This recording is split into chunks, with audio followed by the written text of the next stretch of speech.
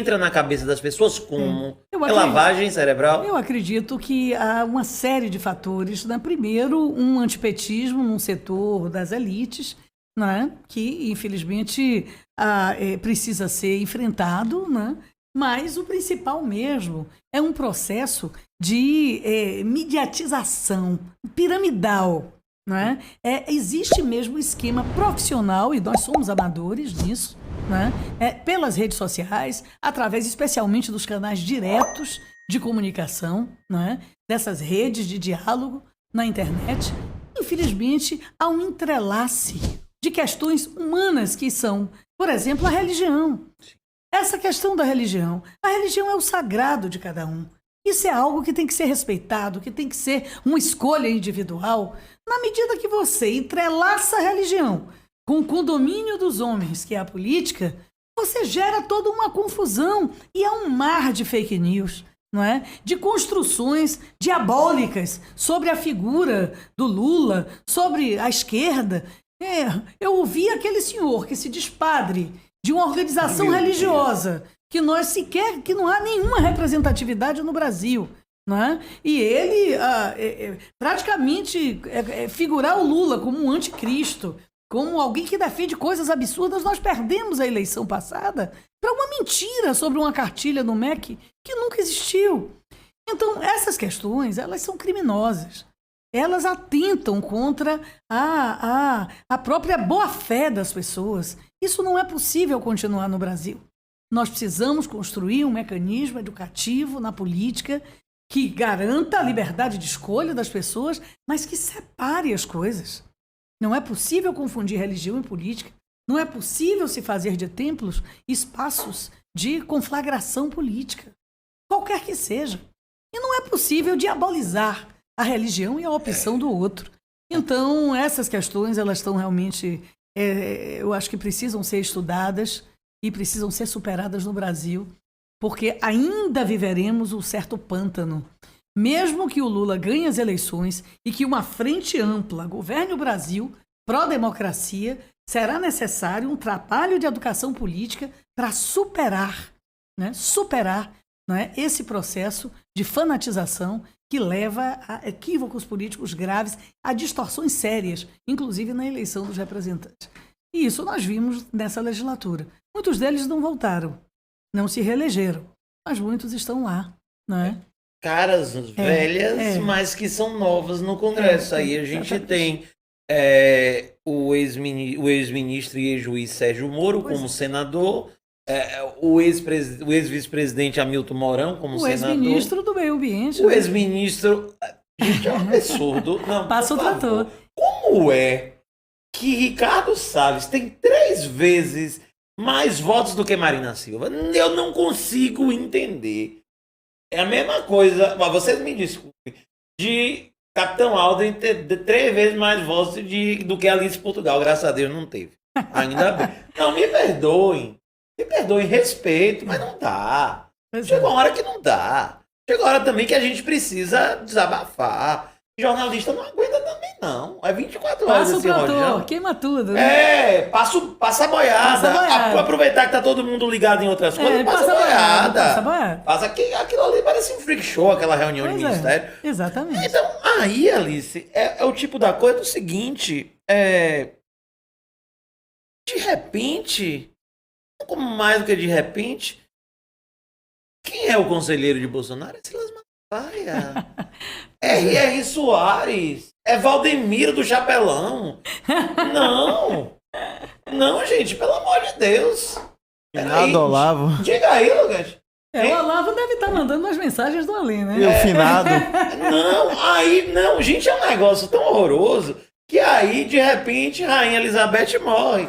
E ele disse, primeiro, o presidente disse que ia para Londres, porque lá ele teria mídia espontânea e Lula, porque Lula não estaria, né? Uhum. Aí vai, Dona Michele, inclusive, estava belíssima, bem vestida e tal. Aí, de repente, como nada, aparece Silas Malafaia na comitiva presidencial. Por quê? Ele disse, nem eu sei porque eu tô aqui. O presidente me convidou, eu vim. Eu não perguntei por que ele queria que eu viesse, eu vim.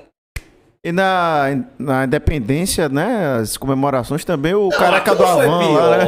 Foi a primeira vez na história que não tinha nenhum chefe do poder ao lado do presidente. Arthur Lira, que é de todas as horas, não foi. Rodrigo Pacheco não foi. E Alexandre de Moraes, quem é do STF, meu Deus? Barroso. Sim. Não. Barroso não foi. Foi Fux ainda. Foi Fux. E aí? Quem é que roubou a cena? Luciano Hang, Louro José. Louro José. E que ainda levou pito, como se diz na Bahia, ainda levou pito de Bolsonaro porque estava aparecendo demais.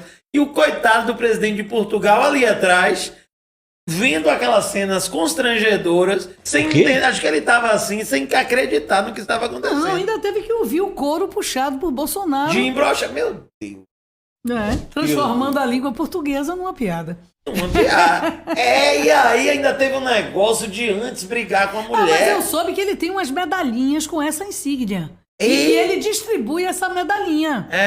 Em boca pequena, os parlamentares vão falando as coisas, né? E diz que ele tem uma medalhinha de imbrochável. Meu Deus do céu. Então, também em primeira mão, a medalhinha. Eu vou ver se eu consigo um exemplar para trazer para Bahia.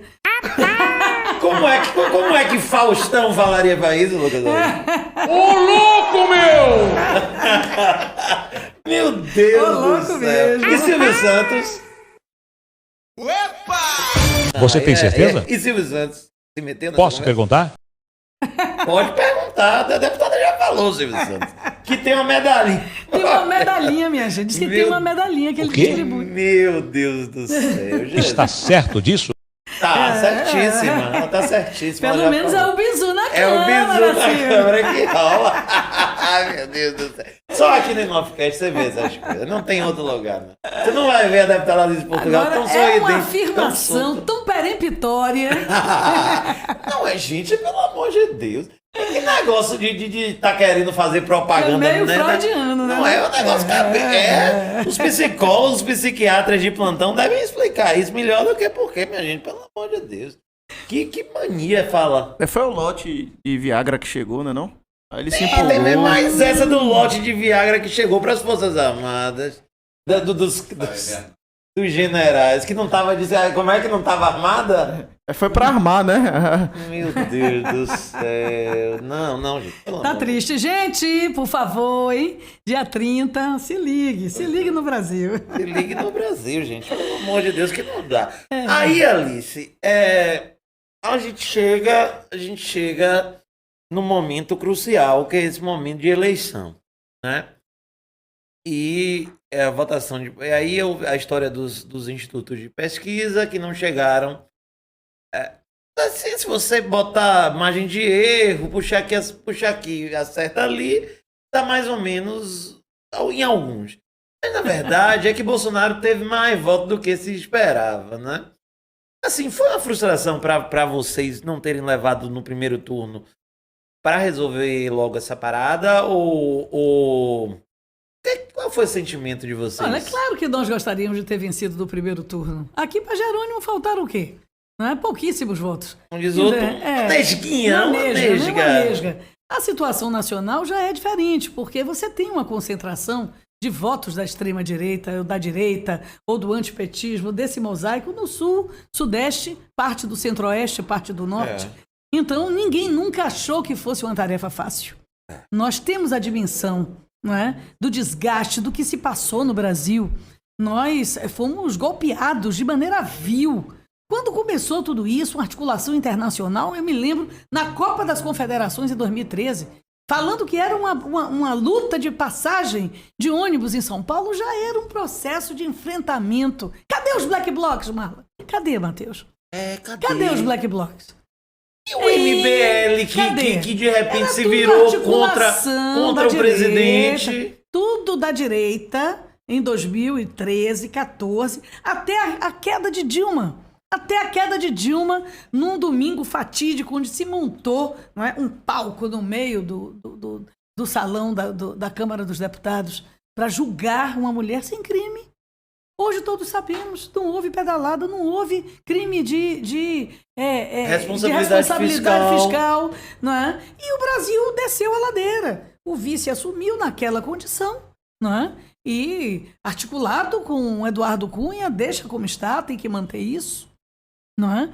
Coisas que não foram apreciadas, está aí, não é? Subtraiu-se o candidato na eleição de 18, porque nós poderíamos ter ganho as eleições se o Lula estivesse um grande líder, isso é indiscutível. Ele liderava não é? todas as pesquisas da época. E o Lula foi preso por mais de 600 dias e o Brasil está aí como está hoje.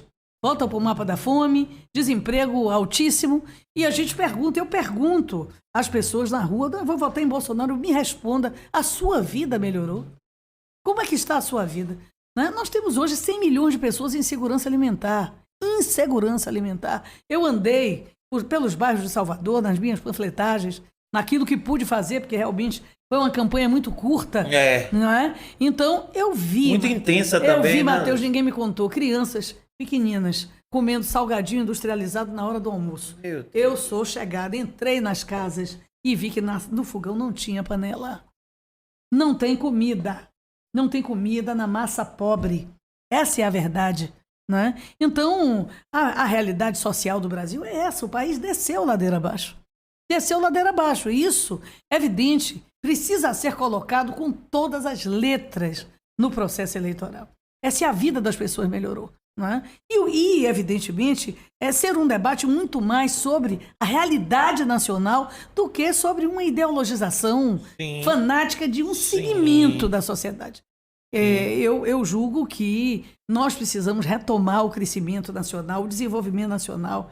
Bolsonaro não expandiu uma universidade, não criou uma nova escola técnica. Não é? Não tratou da saúde da população, você já asseverou a questão da forma com que a Covid-19 foi tratada no Brasil e o vírus está aí. Não acabou não. Gente, o vírus está aí. Nós estamos vacinados, imunizados e não sabemos até quando, se não vamos precisar da 5ª dose, quem já tomou a 4ª como eu.